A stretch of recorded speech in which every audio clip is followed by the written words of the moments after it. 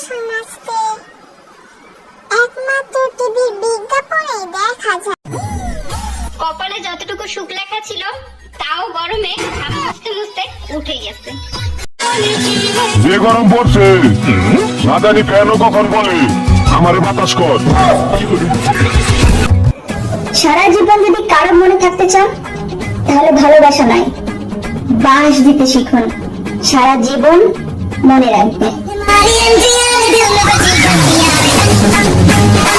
বাসায় চোর আসছিল, আমি বললাম আমার কাছে কিচ্ছু নাই।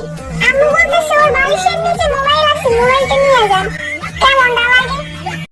ছেলেরা নাকি বংশের প্রদীপ, তাহলে কারেন্ট চলে গেলে জ্বলে না কেন?